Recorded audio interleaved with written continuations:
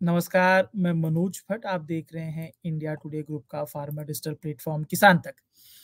चावल, rice export से क्या बैन हट सकता है? क्या राइस एक्सपोर्ट बैन पर फैसला हो सकता है? और क्यों कहा जा रहा है चावल एक्सपोर्ट से बैन हटने की संभावनाएं हैं? इसी पर आज बात करेंगे। हम सब जानते हैं कि धान जो किसानों को धनवान बनाता है और ऐसा क्यों कहा जाता है, इसके कई कारण हैं और इसी खूबी की वजह से किसानों के बीच धान की खेती बेहद ही लोकप्रिय है। सीधे शब्दों में कहा जाए तो धान की गिनती नकदी फसलों के तौर पर होती है और किसान इसी वजह से धान की खेती पसंद करते हैं। लेकिन इस खरीफ सीजन किसान मन में शंकाओं के साथ धान की खेती कर रहे हैं। किसानों के मन में सवाल यही है कि क्या धान इस बार उन्हें धनवान बनाने में समर्थ हो पाएगा? इसकी वजह चावल एक्सपोर्ट पर लगा बैन है। असल में एक्सपोर्ट बैन की वजह से चावल का बाजार ठंडा पड़ा है। नतीजतन किसानों को भी पिछले सालों की तुलना में कम दाम मिल रहे हैं। इसी कारण से इस खरीफ सीजन धान की खेती करने वाले कई किसानों के मन में कई सवाल हैं। लेकिन मौजूदा वक्त में जो इशारे मिल रहे हैं, वो इशारे कर रहे हैं कि चावल एक्सपोर्ट से जल्द ही बैन हट सकता है। ऐसा क्यों? इसकी संभावना और इशारों को समझते हैं और साथ ही धान के धनवान बनाने की कहानी पर एक नज़र डालते हैं। सबसे पहले अगर बात करें कि धान किसानों को धनवान बनाता है, ये कहानी सिर्फ भारत की नहीं है बल्कि दुनिया भर की है। धान दुनिया की शीर्ष फसलों में है, तो वहीं धान की खपत भी सबसे अधिक होती है। यानी दुनिया भर में धान का मजबूत बाजार है। इसकी एक वानगी ये है कि चीन दुनिया में धान उगाने में अव्वल है, लेकिन इसके बाद भी वह अपनी घरेलू जरूरतों को पूरा करने के लिए चावल इंपोर्ट करता है, यानी कि दूसरे देशों से चावल मंगाता है। भारत के संदर्भ में धान के धनवान बनाने की कहानी को समझें तो देश के अमूमन सभी राज्यों में धान की खेती होती है, यानी कि ऐसा कोई भी राज्य नहीं है जहाँ पे धान की खेती नहीं होती है। तो वहीं देश के अधिकांश राज्यों में दोनों सीजन में यानी खरीफ और रबी सीजन में धान की खेती प्रमुखता से की जाती है। वहीं देश में अन्य फसलों की तुलना में धान की एमएसपी पर खरीद की जो व्यवस्था है वो बेहद ही पुख्ता है। वहीं धान की जो किस्में एमएसपी पर नहीं खरीदी जाती हैं, उन्हें बाजार में बेहतर दाम मिलता है, जो लागत की तुलना में अन्य फसलों से बेहतर होता है। कुल जमा किसानों के लिए धान की खेती फायदेमंद होती है। इसकी वजह यह है कि भारत दुनिया का शीर्ष चावल एक्सपोर्टर है।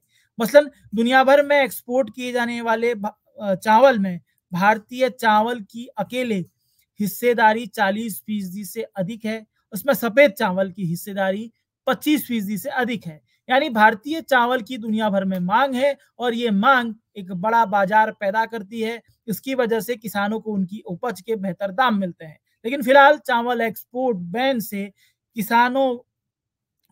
ने किसानों की मुश्किलें बढ़ाई हुई हैं। अब चावल एक्सपोर्ट बैन की कहानी समझते हैं। असल में भारत सरकार ने बीते साल 20 जुलाई यानी 20 जुलाई 2023 को चावल एक्सपोर्ट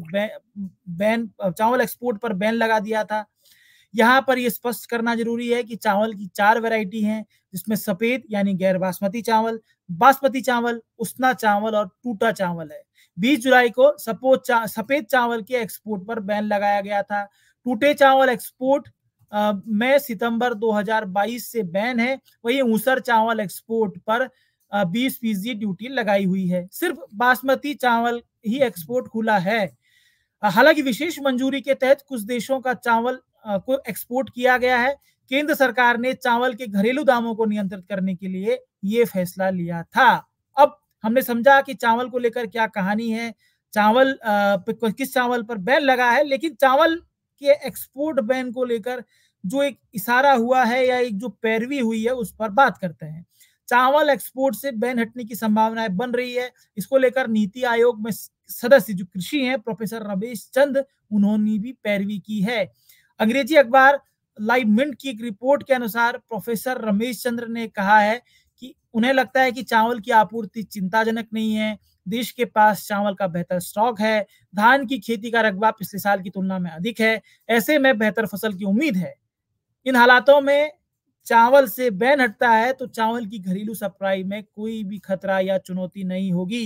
यानी कि नीति आयोग के जो सदस्य कृषि हैं वो चावल एक्सपोर्ट से बैन हटाने की तरफ बात कर रहे हैं। यानी कि चावल एक्सपोर्ट बैन को लेकर सरकारी स्तर पर कहीं ना कहीं एक पुरजोर पैरवी दिखाई पड़ रही है। उसका अब क्या कारण है वो भी आपको बताएंगे और क्यों है दूसरा जो संकेत है वो भी आपको बताएंगे। असल में इस साल चावल का जो धान की बुआई का जो रकबा है वो बढ़ रहा है, धान बुआई रोपाई का रकबा जो है वो बढ़ रहा है। चावल एक्सपोर्ट बैन के लिए नीति आयोग के सदस्य प्रोफेसर रमेश चंद्र धान की खेती के रकबे में हुई बढ़ोतरी का हवाला दे रहे हैं, उसे आंकड़ों से समझते हैं। असल में इस खरीफ सीजन में धान की बुआई का रकबा पिछले साल की तुलना में अधिक है। अभी देश में धान की रोपाई चल ही रही है, लेकिन इस बीच धान के रकबे ने पिछले साल का रिकॉर्ड तोड़ दिया है।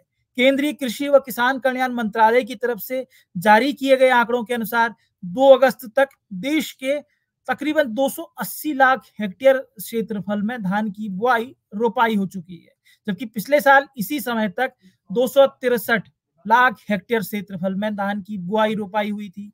यानी पिछले साल की तुलना में तकरीबन जो है वो 14 लाख हेक्टेयर अधिक धान की खेती हुई है, जबकि अभी अमूमन एक महीने धान की रोपाई का सीजन और है। ऐसे में ये संभावनाएं लगाई जा रही है कि धान का रकबा इस बार रिकॉर्ड तोड़ देगा, पिछले साल रिकॉर्ड तोड़ देगा। वहीं दूसरी जो मजबूत स्थिति बन रही है धान के एक्सपोर्ट को चालू करने की, यानी कि धान एक्सपोर्ट से बैन हटाने की, वो है चावल का भरा भंडार।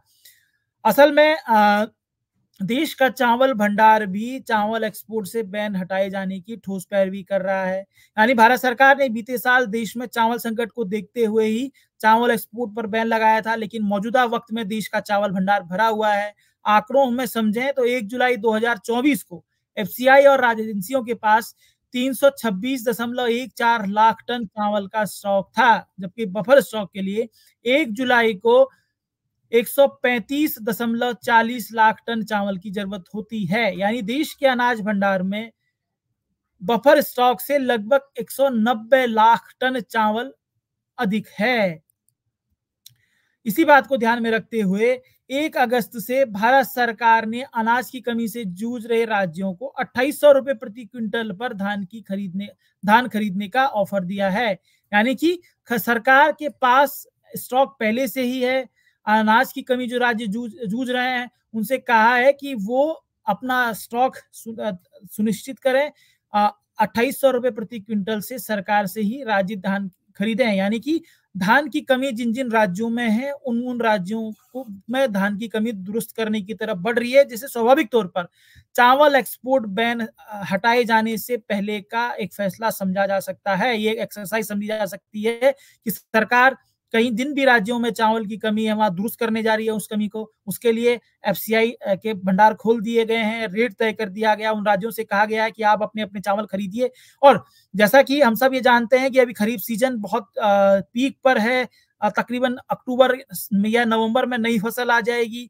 तो ये अपने आप में समझने की स्थिति है और इन हालातों में ये जो स्थिति बन रही है देश में चावल एक्सपोर्ट से बैन हटने की तरफ बन रही है। इसकी तरफ नीति आयोग के जो सदस्य हैं कृषि प्रोफेसर रमेश चंद, उन्होंने भी इसकी पैरवी की है। उनकी पैरवी को एक तरीके से इशारे के तौर पर देखना चाहिए, क्योंकि नीति आयोग के सदस्य देश की नीतियां बनाते हैं। तो कहीं ना कहीं ये एक सुखद स्थिति बन रही है देश के किसानों के लिए, धान किसानों के लिए, क्योंकि धान के दाम उन्हें अब बेहतर मिलेंगे, ऐसी संभावनाएं बनती हुई दिख रही हैं। हालांकि चावल एक्सपोर्ट से कब बैन हटता है ये देखने वाली बात होगी, कब इसका फैसला होता है, लेकिन स्वाभाविक तौर पर माना जा रहा है कि चावल एक्सपोर्ट बैन से जल्द ही बैन हट जाएगा।